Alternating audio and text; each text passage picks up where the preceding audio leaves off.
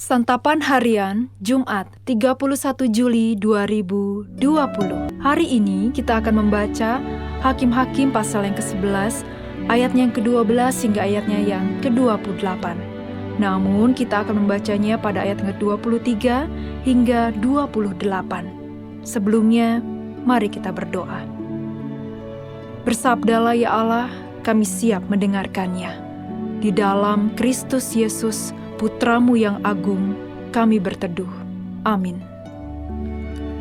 Hakim-Hakim 11 ayat 23-28. Maka sekarang Tuhan Allah Israel telah merebut milik orang Amori bagi Israel umatnya. Apakah engkau hendak memiliki pula tanah mereka itu? Bukankah engkau akan memiliki apa yang diberi oleh Kamos Allahmu?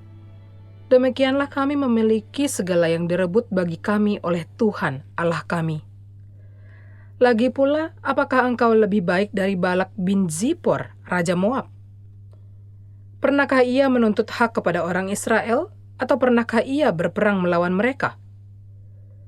Ketika orang Israel diam di Heshibon dengan segala anak kotanya, di Aroer dengan segala anak kotanya, dan di segala kota sepanjang kedua tepi sungai Arnon selama 300 tahun, mengapa pada waktu itu engkau tidak melepaskan kota-kota itu? Jadi aku tidak bersalah terhadap engkau, tetapi engkau berbuat jahat terhadap aku dengan berperang melawan aku.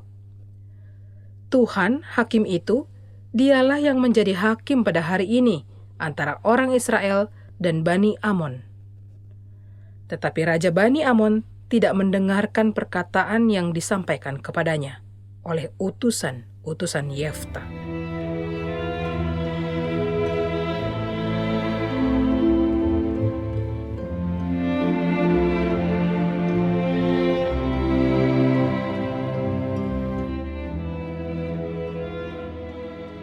Sahabat Santapan Harian, pernahkah kita terlibat dalam sebuah percakapan yang bertujuan untuk cari tahu tentang urusan orang lain?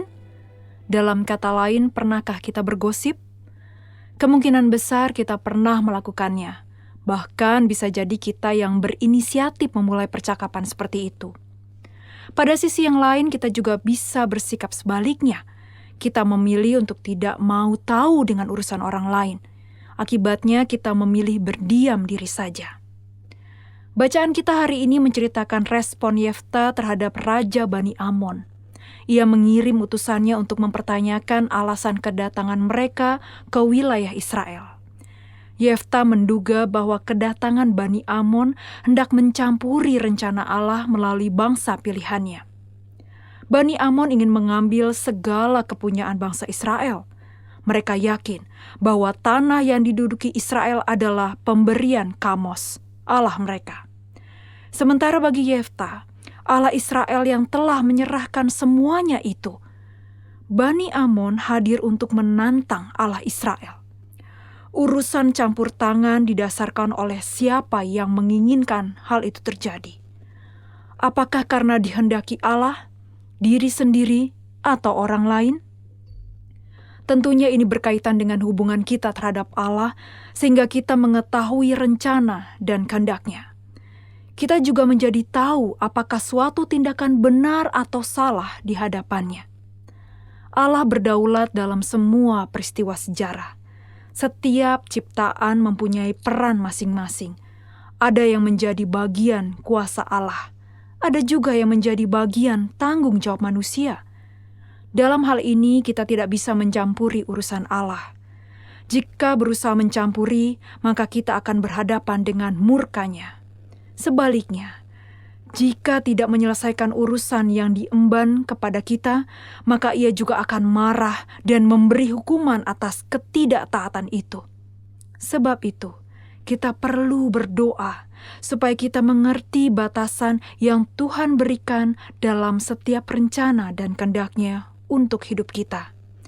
Juga kita mesti menyadari batasan diri di hadapan-Nya, sebab Allah sungguh amat baik menuntun kita. Mari kita berdoa. Jadilah kehendak-Mu, bukan kehendak kami. Di dalam-Mu Kristus kami berdoa.